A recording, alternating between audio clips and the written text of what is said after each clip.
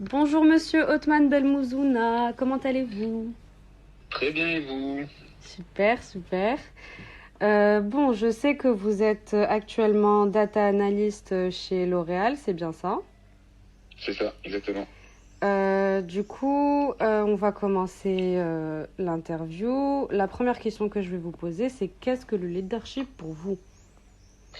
Le leadership pour moi, c'est avant tout un état d'esprit de qualité humaine et une capacité à avoir une vision. Quand je dis un état d'esprit, c'est-à-dire c'est quelque chose qui doit être enfin, on n'est pas leader, mais on le devient et on doit avoir envie d'être leader, c'est-à-dire avoir envie d'aller jusqu'au bout des projets, de faire en sorte que tout aille bien, des Mm. qualités humaines, parce qu'en fait, quand on est leader, généralement, on va leader une équipe, on peut Mhm. se leader soi-même, mais on va leader une équipe et il faut avoir des qualités humaines, il faut être à l'écoute, il faut pas être un tyran, il faut avoir vraiment ce côté humain qui va faire que l'ambiance au sein de l'équipe ne va pas être toxique et qu'on va voilà faire en sorte que tout le monde monte en compétence et que voilà ça aille en avant Ok. et quand je dis aussi leader, c'est pas forcément être le manager. En fait, il faut dissocier le leadership du management. On peut être leader sans forcément être manager. On peut être Exactement. leader technique Mhm. et voilà et faire en sorte. Donc c'est vraiment cette capacité d'écouter, d'aider et de vouloir faire avancer les choses. Exactement. J'ai l'impression que vous avez répondu à plusieurs autres questions hein, en une fois. Je Yes. vais quand même vous les poser. Quand vous avez parlé de monter en compétences, à votre avis, je suppose que vous avez déjà vu des fiches de poste d'un data analyst. Vous pensez que les entreprises recherchent quels critères en particulier pour ce métier? Aujourd'hui, j'ai plus l'impression que l'entreprise ne sait pas ce qu'elle cherche. Parce que Ouh. les critères qui sont posés dans les annonces, c'est des critères qui sont posés par les RH et les Mhm. RH n'ont pas forcément une vision sur les besoins De de l'entreprise? l'équipe, Ouais. de l'entreprise. Donc Mm. voilà, pour moi c'est au manager la personne qui recherche de se casser la tête entre guillemets pour aller lister vraiment ce dont il a vraiment besoin. Mm. Moi j'ai vu la plupart des annonces que tu vas voir, enfin, que vous allez voir sur internet, c'est pour tous les métiers de data, hein, data analyst, Mhm. data engineer, data scientist, les trois gros métiers plus les métiers qui viennent de naître, Mhm. j'ai l'impression qu'ils cherchent, en fait, ils jettent le filet large et ils pêchent ce qu'ils peuvent. Mais en gros, ce que je veux dire par là, c'est Mhm. les entreprises vont mettre, par exemple, pour une fiche de poste de data analyst, ils vont mettre des compétences de data engineer, de data Mm. scientist Tout et va de être data mélangé, analyst c'est en ça? même temps. Mhm. Oui. On ne Et fait ça pas n'a forcément aucun la sens. distinction, Ça c'est n'a aucun ça? sens parce que les métiers sont intimement liés, Mm. mais chacun va agir sur une partie une partie de la chaîne. Donc Mhm. c'est pas forcément la même chose. Vous pensez qu'ils préconisent quel cursus, quelle formation en termes d'expérience professionnelle, en termes d'âge est-ce que vous avez déjà Ça va remarqué des... dépendre si on parle uniquement du data analyst, ce Mhm. qu'ils vont rechercher comme profil. Aujourd'hui, c'est vraiment les profils, on va dire, à double casquette, c'est-à-dire quelqu'un qui sort d'une école de commerce, donc qui a à la fois le côté un peu technique, donc une personne qui aime mettre les mains dans la pâte et qui aussi a cette vision métier, mais ça ne leur ferme pas les portes des écoles d'ingénieurs parce que un ingénieur, il maîtrise très bien la partie technique et d'expérience de ce que j'ai vu moi avec les ingénieurs avec qui j'ai bossé, ils ont une facilité à s'imprégner des problématiques métiers, des fois plus que les gens qui sortent d'école de commerce. Donc c'est pas forcément ça dépendra vraiment de la culture de l'entreprise. Si on parle vraiment par exemple ça dépend du secteur. Mhm. Si on part sur le secteur automobile, les énergies, tout ça, ils vont avoir des problématiques métiers type CRM, type médias, etc. Mhm. Mais ils vont quand même aller chercher un diplômé d'école d'ingénieur. Si on parle du secteur de la mode, du luxe, des médias, tout ça, ils sont assez souples et ils vont, je dirais, ils vont plus tendre vers le profil école de commerce parce que historiquement, ces boîtes, ils ne recrutent que des écoles de commerce. Donc voilà. D'accord. Et quand vous avez dit que on partait plus vers des ingénieurs, ils s'imprègnent plus des problématiques, vous avez dit ça par rapport au fait que ils ont plus d'expérience, c'est ça?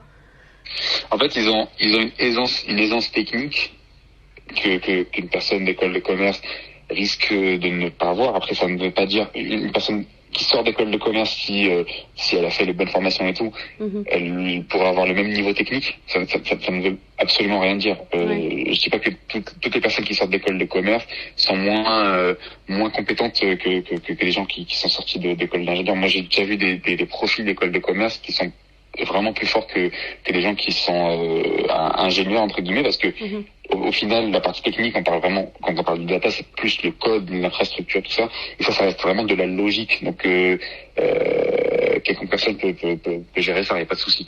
Mais après, ça peut être biaisé, mais un profil d'école d'ingénieur, étant donné qu'il a plus de chances d'avoir cette aisance technique et un sens logique beaucoup plus poussé, parce que généralement les gens qui sortent d'école d'ingénieur, c'est des gens qui ont fait des prépas, donc ils sont très bons en maths, très bons en raisonnement logique et tout.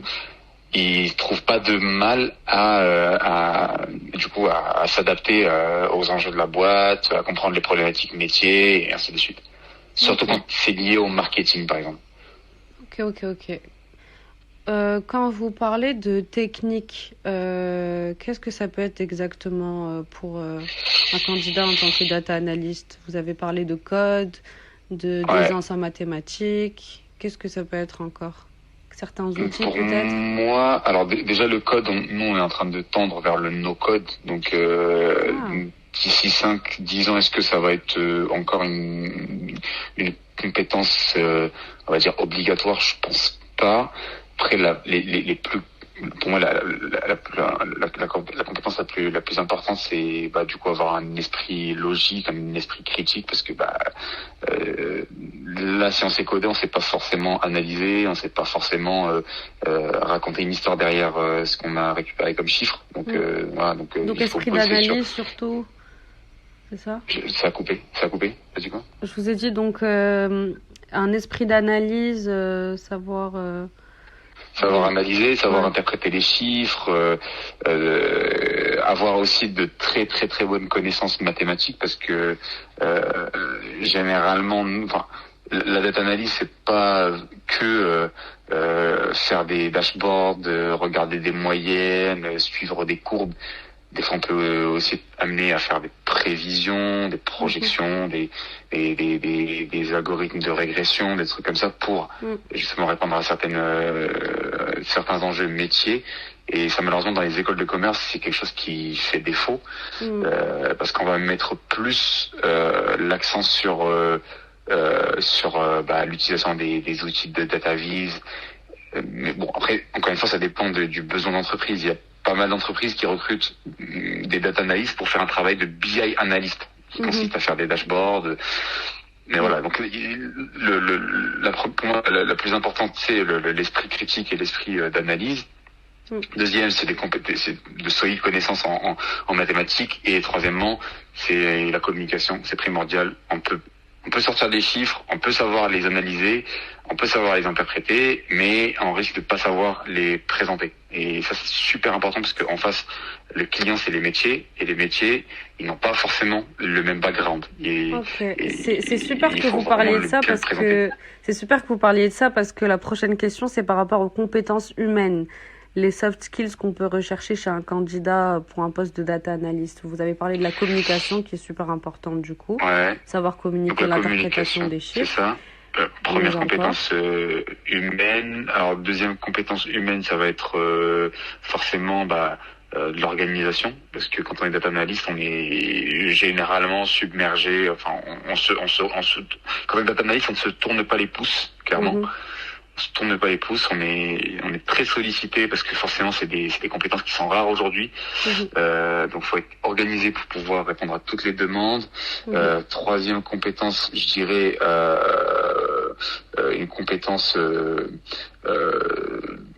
plutôt relationnelle. Faut avoir un bon relationnel. Ça c'est une compétence un peu clé dans tous les métiers, mais c'est super important d'avoir une compétence relationnelle. Et quatrième et bonus, je dirais une niaque, une envie d'apprendre et de continuer à apprendre, parce que pour moi la data c'est un peu comme tous les métiers et un peu comme la médecine. Je compare ça avec la médecine. Tous les jours on a des nouvelles technologies qui sortent. Il faut être vraiment très attentif à ce qui se passe. Voilà.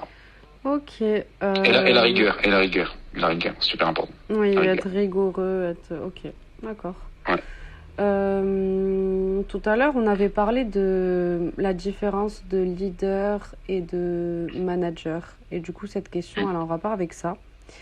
En tant que dans une entreprise, est-ce que vous pensez qu'ils s'attendent à ce que le data analyst mette en avant ses qualités managériales, de leader, d'esprit d'équipe et tout ça, ou alors ses qualités techniques? C'est compliqué de répondre à la question. Je dirais plus les qualités techniques, parce que j'ai rarement vu. Aujourd'hui, si on récupère, après c'est vraiment une intuition personnelle.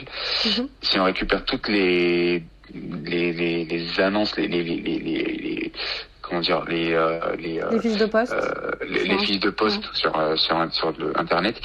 J'ai l'impression qu'on va plus recruter un technicien, pas un manager. On va pas, on n'a pas envie, on n'a pas besoin on a vraiment besoin d'un lead data analyst, un head of data, des trucs comme ça. Il y a plus de besoins en tant il y a plus de besoins techniques. Voilà. Donc je dirais les entreprises attendent plus un leadership technique. Après, généralement quand on arrive dans la data, l'évolution elle est super rapide. Donc au bout de 2-3 ans, on passe confirmé, on passe plutôt même senior. Et du coup, une fois qu'on est arrivé senior, là on va commencer à avoir des gens qu'on manage. Donc c'est évolutif. Donc, au début, je dirais, on recherche une compétence technique, et après on va vouloir chercher une compétence managériale pour leader les projets, faire grandir des gens dans les équipes et faire progresser et les gens et le business. Ok, c'est très prometteur. Je vous propose qu'on parle maintenant d'expérience professionnelle avec les alternances ou les stages. Vous pensez que ce critère d'expérience professionnelle a quelle importance pour vous en entreprise? Alors, il a son importance. Il a une importance pour moi qui est fondamentale, parce que à une époque, on recrutait des entre guillemets, ça se disait pas à l'époque, mais des juniors sans forcément avoir d'expérience au préalable. Mais c'est important d'avoir au moins eu un stage de 6 mois, un stage significatif sur le CV. Et ça ne veut pas dire que s'attendre à ce qu'il y ait une personne qui a de l'expérience avant, ça ne veut pas dire que cette personne va être plus compétente que les autres candidats. Ce qu'on va regarder sur le CV, c'est ce qui va rassurer une entreprise, à mon sens, sur les expériences qu'on a eues en tant qu'étudiant, c'est de savoir si on est déjà confronté au monde de l'entreprise, parce que le monde de l'entreprise c'est pas comme le monde de l'école. On est obligé de venir à une certaine heure et faire un certain nombre d'heures de travail et repartir. Parce que ça nous apprend à être rigoureux, à avoir le sens des responsabilités, des choses comme ça. Après ça ne veut pas dire qu'une personne qui a fait des stages est plus compétente qu'une personne qui n'a jamais fait de stage. Absolument pas. Après je trouve qu'aujourd'hui c'est super important d'avoir au moins un stage de 6 mois sur le CV et montrer que déjà on maîtrise des choses, des petites choses, et surtout qu'on a envie de développer tout ce qu'on a maîtrisé, et ce qu'on aimerait maîtriser encore plus. Ok. Est-ce que dans votre équipe, vous côtoyez des salariés qui ont fait de l'alternance? Vous pensez que le quota alternance-stage... Oui.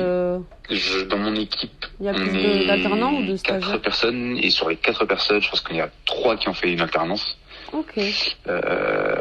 Donc les alternances, ça se fait de plus en plus. À une époque, ça se faisait presque pas. Ma directrice, par exemple, elle a fait une alternance à l'époque, hein, c'est dans les années 90, milieu des années 90, donc c'était très très très très rare. Et j'ai l'impression que les gens qui ont fait une alternance à cette époque-là, c'est souvent des gens qui aujourd'hui ont des postes à très haute responsabilité. Maintenant, on fait plus d'alternance parce que le gouvernement encourage à faire des alternances. Il y a des aides pour les entreprises et voilà, les entreprises bénéficient de ces compétences-là, de ces entre guillemets petites mains.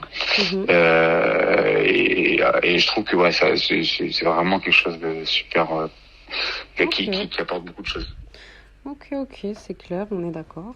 Vous avez parlé de votre manager. On va rebondir sur la répartition homme-femme dans le domaine de la data. Qu'est-ce que vous en pensez? Est-ce que c'est une bonne répartition? Honnêtement, très grande carence, très forte carence en effectif féminin. Clairement. J'ai été dans des équipes où on était une équipe 100% masculine. Où on était presque une quinzaine de personnes et que des hommes. J'ai fait une deuxième entreprise où j'étais pareil dans une équipe 100% masculine, mais on n'était que deux.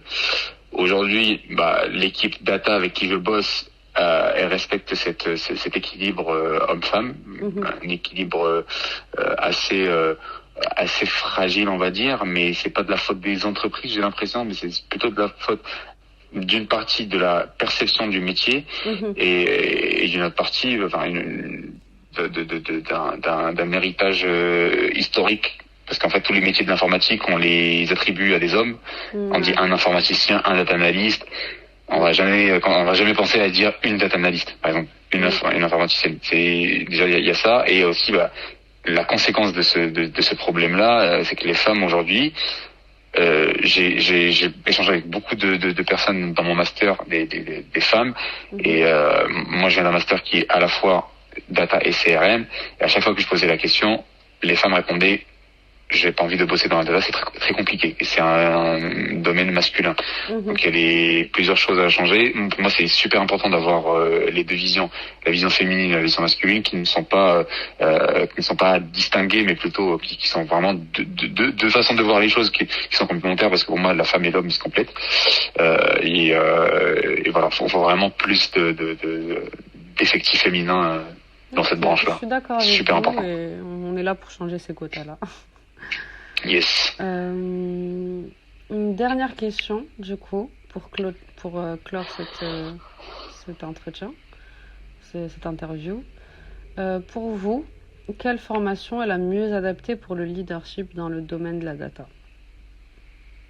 Là, c'est open mic. Pour moi, la formation, sans rentrer dans les comparaisons école de commerce et école d'ingénieur, pour moi c'est une formation et après moi je vais donner mes critères, et après on verra si ça se rapproche de plus d'une école d'ingénieur ou d'une école de commerce, mais c'est une formation qui va donner un fort background technique, un très fort background technique. C'est-à-dire beaucoup d'informatique quand vous parlez de technique. Un fort background technique, c'est-à-dire vraiment une bonne connaissance du métier, une bonne connaissance des technologies, voilà, savoir maîtriser les approches classiques, on va dire, de ce métier-là, mais aussi une formation qui permet du coup à cette personne-là de gagner en compétences en soft skills, savoir parler, savoir communiquer, savoir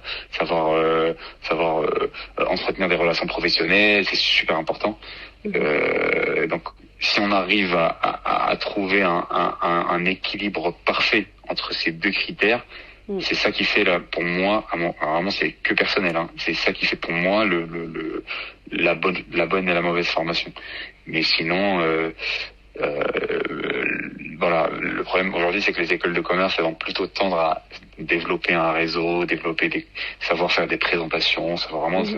Pour moi, les écoles de commerce aujourd'hui, elles apportent plus sur l'aspect soft, mais les écoles d'ingénieurs, je parle toujours de la data, hein. Les écoles d'ingénieurs, Mhm. ça apporte plus une connaissance technique très très forte. Là où les écoles de commerce vont faire la différence, c'est ce côté métier, ce côté connaissance business qui va faire voilà que une personne qui sort d'une école de commerce, enfin, si on lui parle de data, enfin de marketing digital, de RH, des Mhm. choses comme ça, il aura au moins un mini background pour pouvoir commencer.